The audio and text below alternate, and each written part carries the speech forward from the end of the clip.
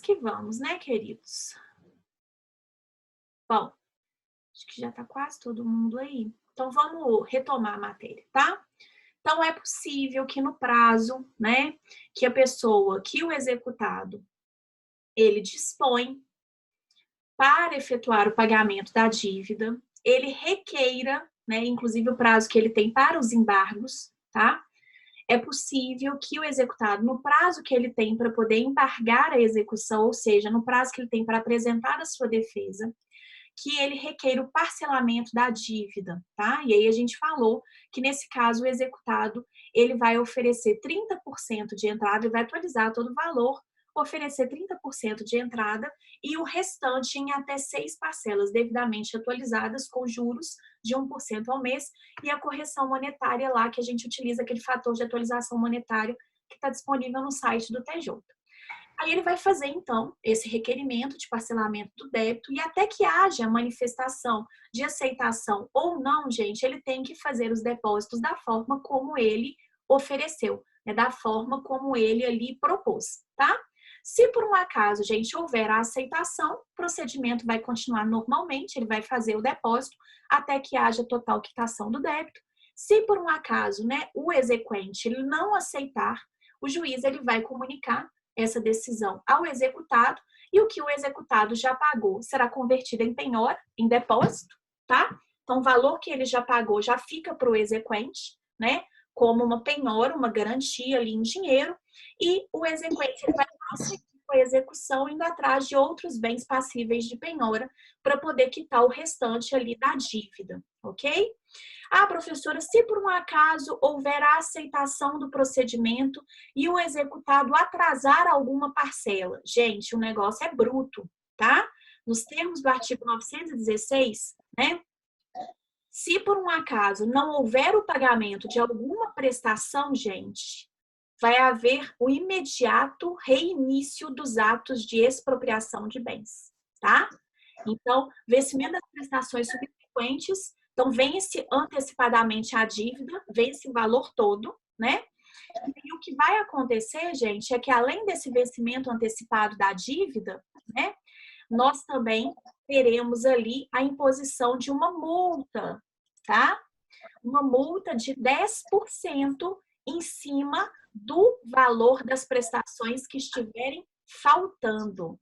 Então, é isso que vai acontecer lá nos termos do artigo 916. Vencimento antecipado da dívida, tá? E aí o reinício dos atos de expropriação, penhora, avaliação de bens, né? Para uma futura expropriação. E, além disso, o montante que ficou, né, gente, de dívida, será acrescido de multa de 10%. Então, vamos supor o seguinte, você parcelou ali um valor de 20 mil reais, tá? Pagou 30% e tudo, e aí você acabou atrasando a segunda parcela.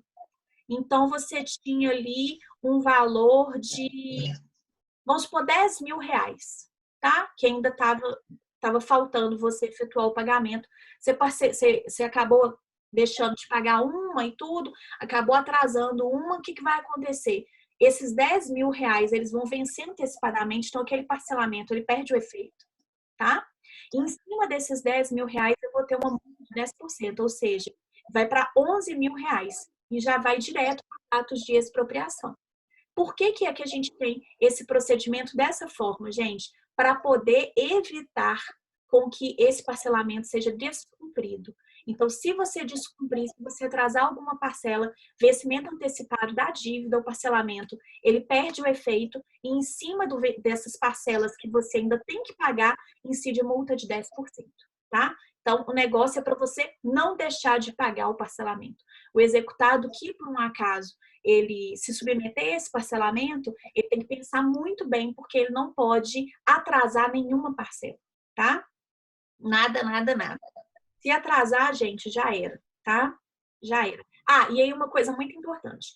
Se o executado, ele fizer esse reconhecimento da dívida e essa proposta de parcelamento, gente, automaticamente ele está renunciando ao direito que ele tem de fazer a apresentação dos embargos, tá? Então, ou ele apresenta os embargos, que seria a defesa dele no processo de execução, ou ele faz a apresentação dessa proposta de parcelamento. É uma coisa ou outra. Se apresentou a proposta de parcelamento, gente, do débito, ele automaticamente está renunciando ao direito que teria de fazer a apresentação. Tá? Lá tem no artigo 916. Como pode acontecer também, gente, do executado devidamente citado não efetuar pagamento, não fazer os encargos, não apresentar a proposta de parcelamento do débito, nos termos que a gente acabou de estudar, e ele ficar inerte, virar e falar assim, devo, não nego, pago quando puder. Né? Não tem nada mesmo, deixa o pau quebrar, tá?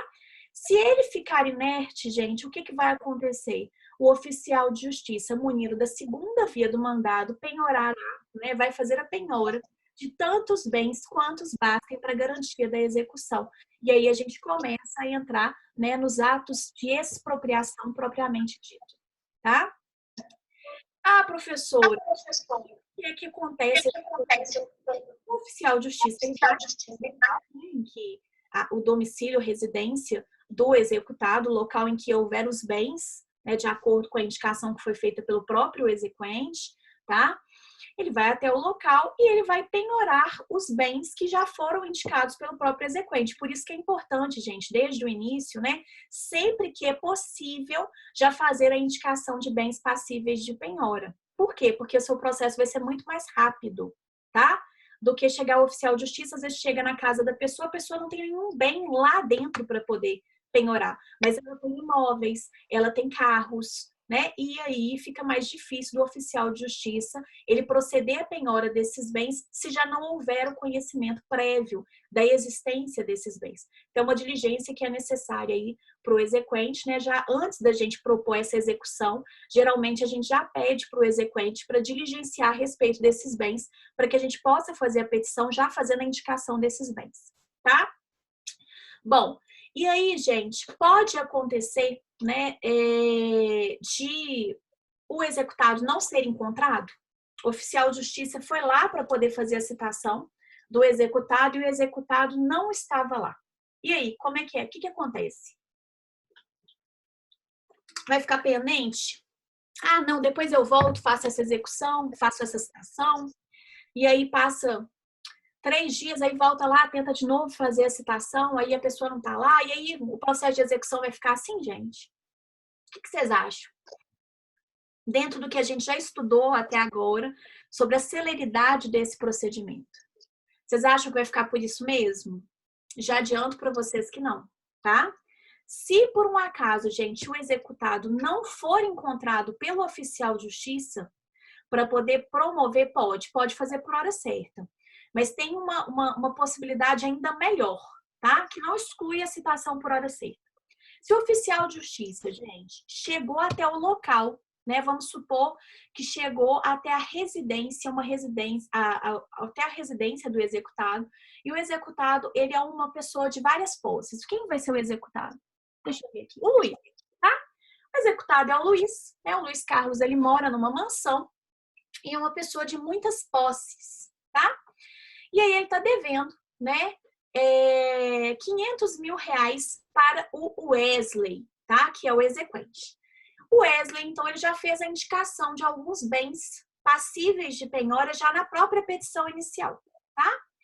E aí ele fez uma indicação de uma coleção de ternos que o Luiz Carlos tem da Armani, e ele tem uma coleção de carros antigos também, tá?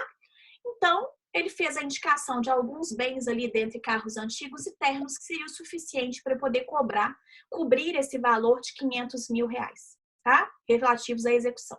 E então o oficial de justiça, a Tati, que é oficial de justiça, foi até a residência do Luiz Carlos para poder proceder à citação do Luiz Carlos. Chegando lá, ela não encontrou o Luiz Carlos, tá? O que é que a Tati ela vai fazer? Ela vai converter, gente, ela vai na hora, tá? Ela faz isso de ofício, o oficial de justiça faz isso de ofício. Ele vai arrestar tantos bens quantos bastem para garantia da execução. Basicamente, o que a Tati vai fazer, gente, é uma pré-penhora. A lógica é mais ou menos a seguinte: por que é que geralmente o executado ele esconde? Por que geralmente o executado ele tenta ali não ser citado, para que ele não tenha os bens dele penhorados, né? A lógica normalmente do executado é essa. Ah, se eu não for encontrado, meus bens não vão ser penhorados, vai ficar por isso mesmo. Mas no processo de execução por quantia certa, gente, isso não acontece. Por quê? Porque se por um acaso, gente, o oficial de justiça, não vai poder fazer a citação do executado, ou seja, do Luiz Carlos, não encontrá-lo, ele já vai no ato que ele faria a citação, penhorar tantos bens quantos bastem. Na verdade, ele vai arrestar esses bens, que é uma pré-penhora, né? Arrestar tantos bens quantos bastem para a garantia da execução. Então, ele vai pegar, gente, aquele mandado que ele tem, né? Vai verificar quais foram os bens que já foram indicados pelo Wesley, que é o exequente, e já vai fazer uma pré-penhora desses bens. É uma constrição já, gente. O que é essa pré-penhora? Ele já está determinando que aqueles bens, caso não haja o pagamento, depois que houver a citação do Luiz, esses bens, eles serão penhorados, eles serão convertidos em penhora. Eles serão constritos. Então, é uma pré-constrição, gente, tá? E aí, qual que é a lógica desse arresto? Se a pessoa, por exemplo, o executado, estava se escondendo do oficial de justiça para não receber a citação e tentar inviabilizar ali, gente, o pagamento, por exemplo, daquela obrigação, ele vai acabar aparecendo. Opa, meus bens aqui, ó, estão sendo aqui, ó, já pré-constritos. Meus bens foram arrestados. Espera aí que eu tô aqui. Então, gente, é uma tentativa que você tem também de fazer com que esse executado, ele apareça, tá? Ah, professor, e se por um acaso esse executado ele não aparecer, como é que vai ser esse procedimento? Eu coloquei para vocês, tá? Lá no material que eu deixei por escrito, no item 4.3.3. Se o oficial de justiça não encontrar o executado, ele vai arrestar tantos bens quantos bastem para garantir a execução. Esse ato é praticado de ofício pelo juiz, não depende de requerimento da parte, não precisa do oficial de justiça voltar para depois ir lá de novo e cumprir o arresto, nada disso. É lá na lata, gente, na hora, tá? Nos 10 dias seguintes ao arresto, gente, a efetivação do arresto, o oficial de justiça, ele vai procurar o executado por mais 2 vezes. E aí, se ele não achar o executado e tiver suspeita de ocultação, ele poderá fazer a citação por meio de hora certa. Se por um acaso, gente, né, e aí ele vai dizer pormenorizadamente, vai lavrar uma certidão, né, dizendo tudo o que aconteceu e por que ele fez a citação por hora certa. Se por um acaso, gente, for frustrada a citação pessoal, né, bem como a citação com hora certa, aí o executado será citado por edital. Após essa citação, aquele arresto será convertido em penhora. Então, gente, o arresto é uma pré-constrição, tá? Já fica ali separado. Se não houver, né, havendo a citação e pagamento, libera os bens. Se por um acaso, gente, não houver o pagamento, depois que a citação for formalizada, até mesmo por meio de edital, se a pessoa estiver em um local desconhecido, inacessível, ignorado, não achou de jeito nenhum, aquele arresto será convertido em penhora de bens para que haja os atos de expropriação, adjudicação, alienação, tá? No arresto também tem depositário fiel? Tem. Se houver a necessidade, né, gente, da retirada desses bens, tá? Da esfera de proteção do executado e colocar, então, nas mãos de uma pessoa para poder tomar conta desses bens, sim, vai ter o depositário. Né? Na verdade, a gente poderia se dizer que sim, tá? A gente vai ter o depositário também, que nunca, jamais, em tempo algum, será o juiz, né, gente? Juiz jamais é depositário. Ah, professora, mas a gente viu o caso do Ike Batista. Gente, aquilo ali é anomalia jurídica, tá? Pelo amor de Deus. Juiz jamais será depositário, tá? A gente tem as pessoas, a gente tem, né, o depositário judicial, a gente tem o depositário particular, juiz jamais será depositário, tá, gente? Por favor.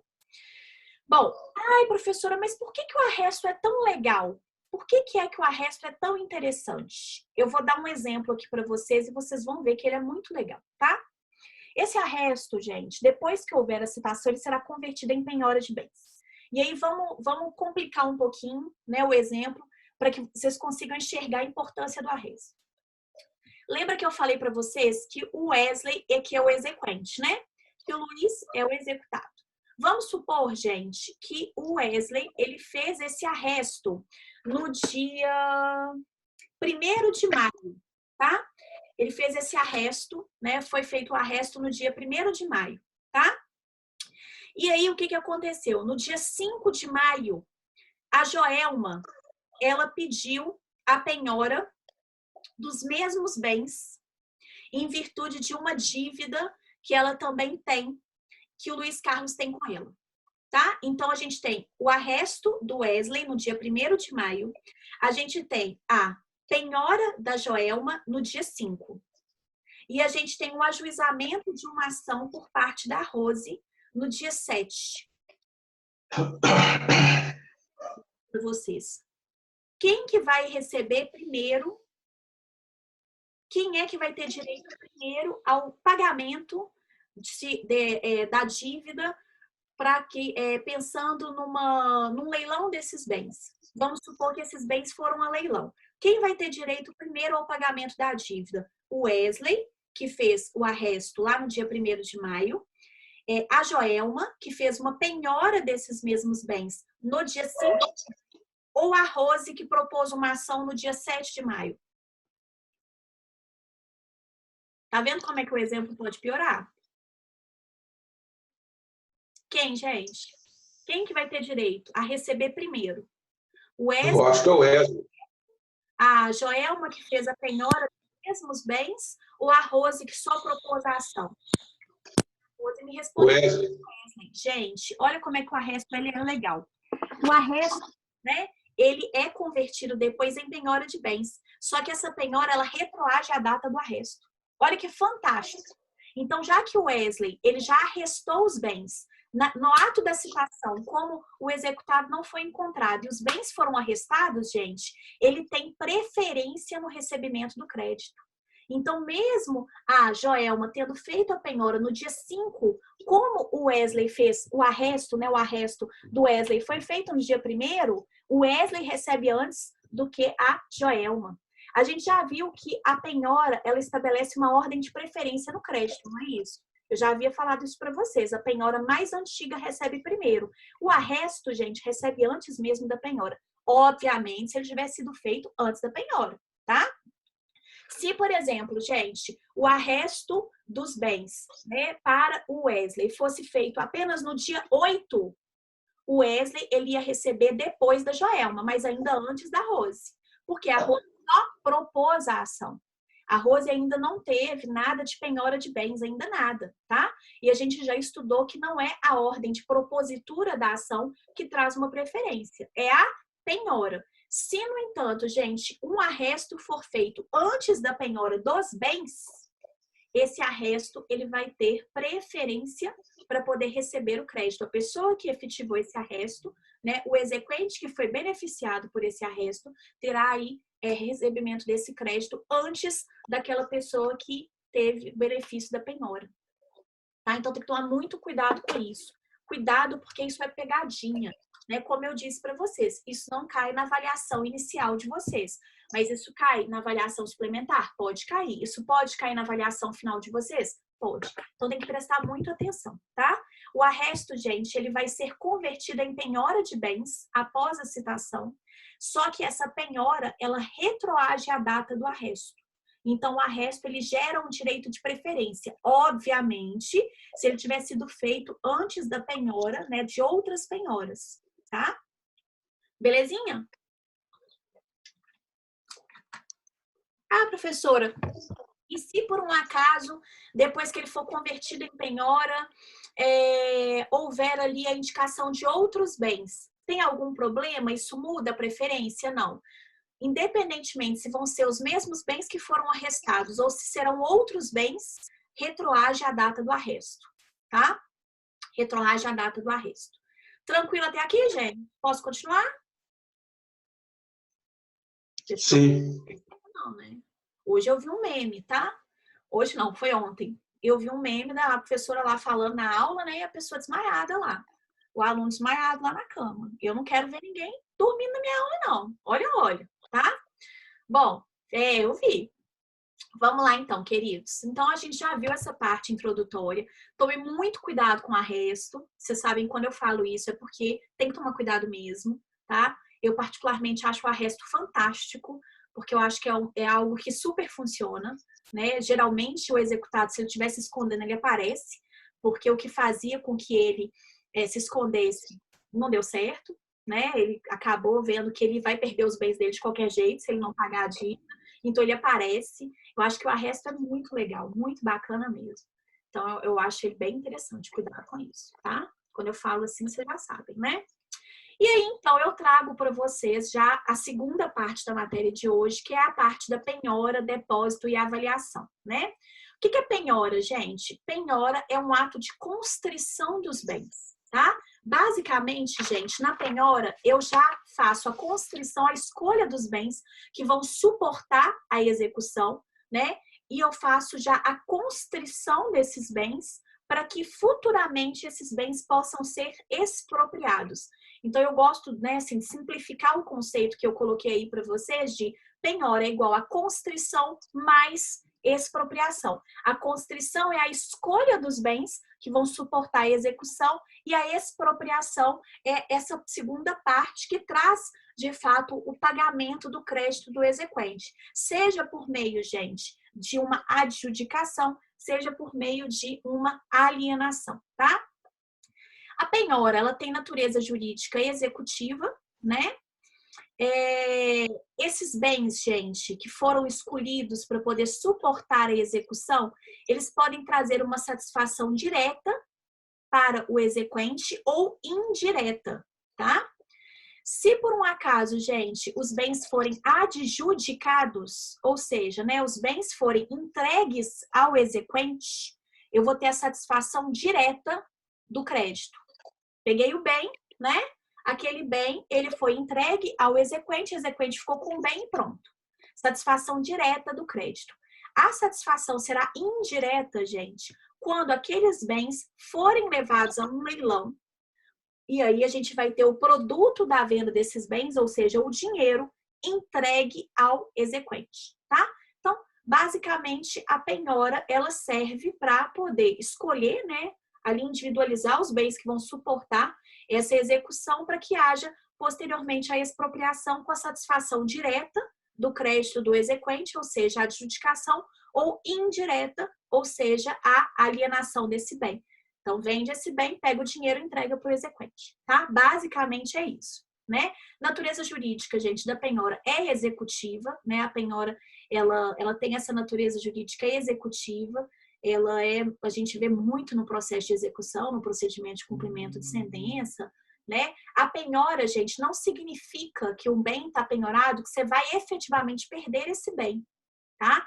Acho que, assim, para quem está começando o estudo agora da penhora, talvez a gente possa ter essa visão um pouco deturpada, né? Um pouco equivocada. A penhora, gente, é só assim, é como se eu tivesse, eu escolhi essa garrafinha de água aqui, que no caso vai ser entregue ao exequente ou vai ser vendida para satisfação do crédito. A penhora é isso. Se por um acaso houver o pagamento da dívida, essa garrafinha vai ser devolvida ao executado? Vai, tá? É só, gente, uma garantia. Ó, eu tenho ali. Se ele não pagar, então eu fico com o bem, ou então eu vendo o bem e fico com o dinheiro. É isso, tá? Às vezes a gente acha que um bem que está penhorado, a pessoa já perdeu o bem, já era. Não. A penhora é o primeiro ato. Eu penhoro, né? Eu faço a avaliação dos bens, faço a penhora desses bens, ou seja, essa constrição para que num segundo momento haja essa expropriação de bens, por meio da adjudicação ou por meio da arrematação desse bem, tá? Num leilão. É um dos mais importantes do procedimento de execução por quantia, não só do procedimento de execução por quantia, né, gente? Do cumprimento de sentença por quantia também. A penhora é muito importante, né? Porque a penhora é o primeiro ato que a gente vai ter ali de escolha do bem que pode ser perdido pelo executado se ele não pagar a dívida, tá? Coloquei ali um conceitozinho para vocês, né? Bem assim, é mais doutrinário, tá, gente? A diferença de auto de penhora para termo de penhora, tá? Eu até coloco depois para vocês, né, na dica da professora, a diferença entre auto de penhora e termo de penhora. Em que situação o exequente fica com o próprio bem? Na adjudicação, Rose. Nós vamos falar da adjudicação um pouco mais adiante, mas a adjudicação é o primeiro ato de expropriação. É o ato que é, inclusive, assim, preferencial, né? Preferencialmente, o exequente vai ser dado o direito ao exequente de ficar com o bem. Por que é que existe essa adjudicação e por que ela é boa para o executado? Porque aquele bem, ele vai ser, o exequente vai ficar com o bem com o valor de avaliação.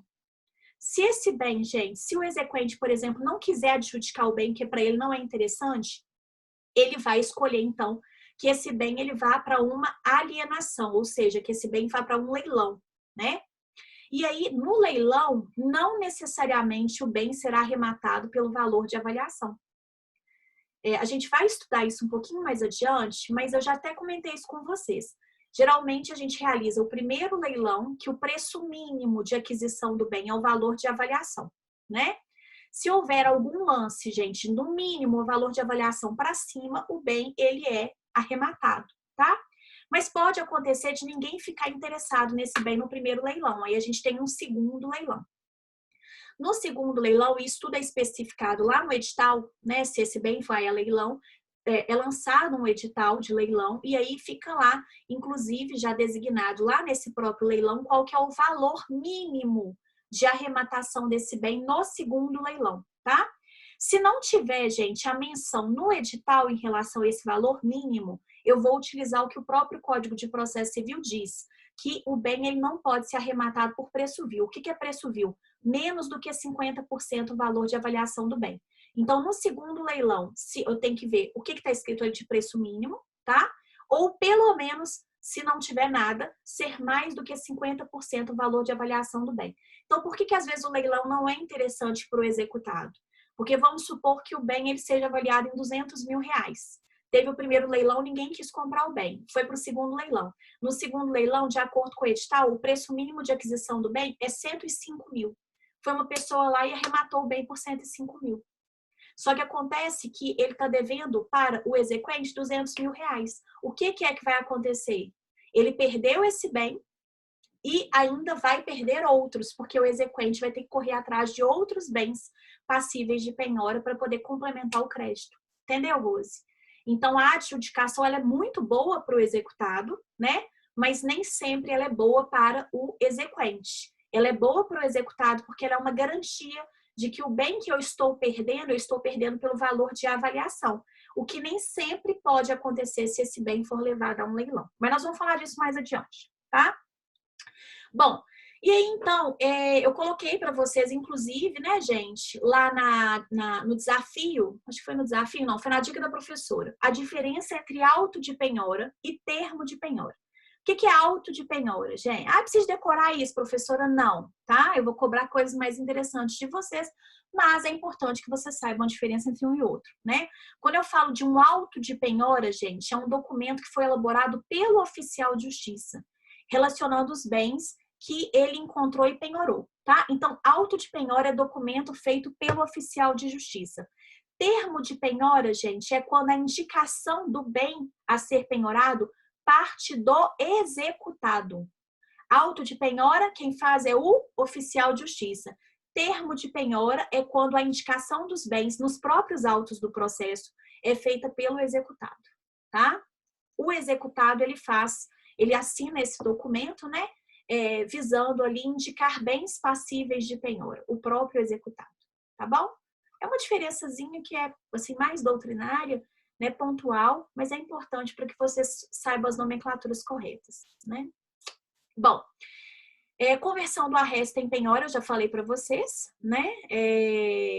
Após a citação, aquele arresto, ele vai ser convertido em penhora, vai trazer um direito de preferência, ou seja, se houve um arresto anterior a uma outra penhora, né, quando esse arresto for convertido em penhora, ele vai retroagir a data do arresto e aí a pessoa que arrestou, ela tem aquele direito de preferência no recebimento do crédito, tá?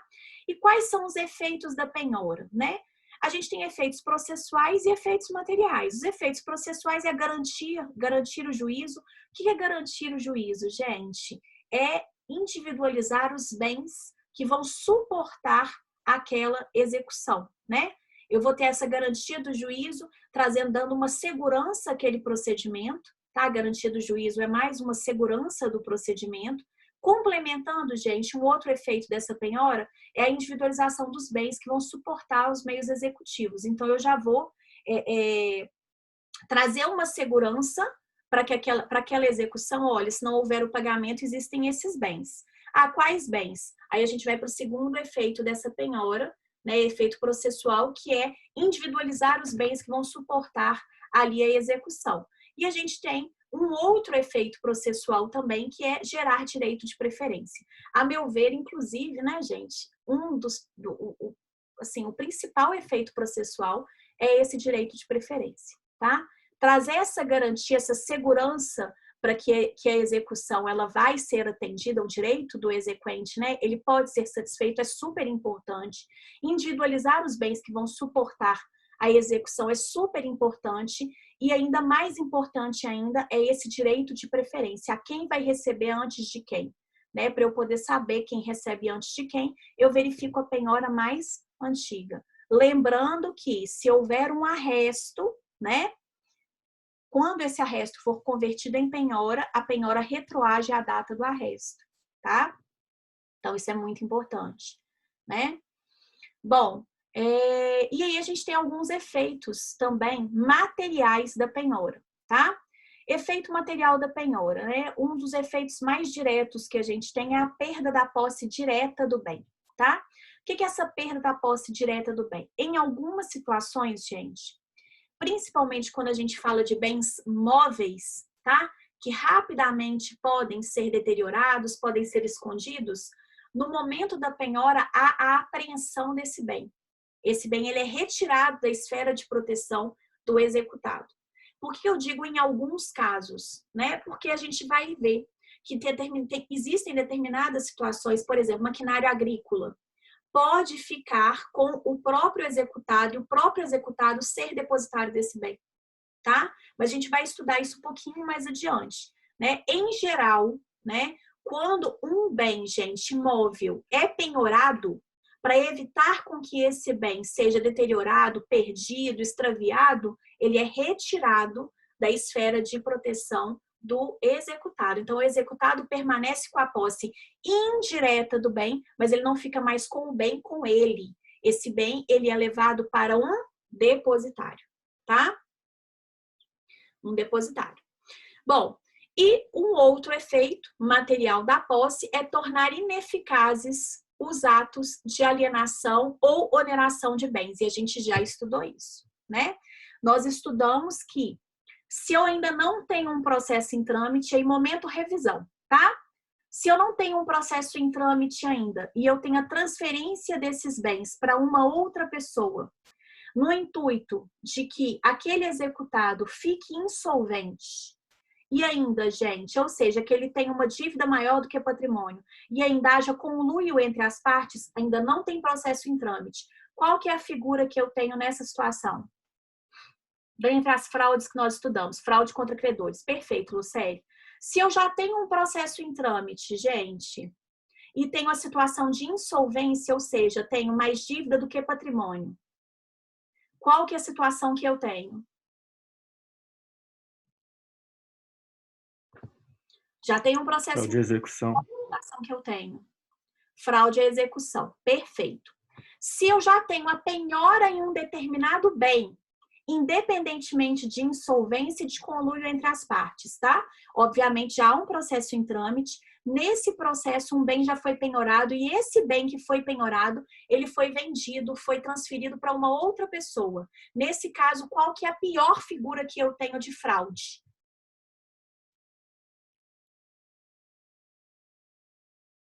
Alienação de bem penhorado, tá? Então, a gente estudou, né, essa escadinha que eu falei para vocês, que é a escada da maldade, né?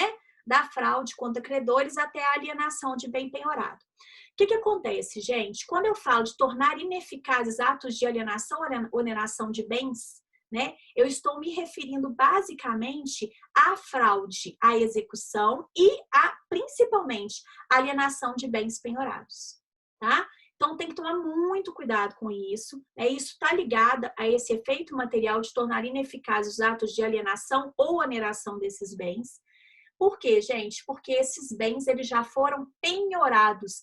Na verdade, gente, se eu já tenho uma penhora nesses bens, não se fala nem mais em fraude à execução. Eu, inclusive, falei isso para vocês. Se a gente já tem, gente, um bem que foi penhorado e esse bem é vendido, é o pior de todos, que é a alienação de bem penhorado, tá?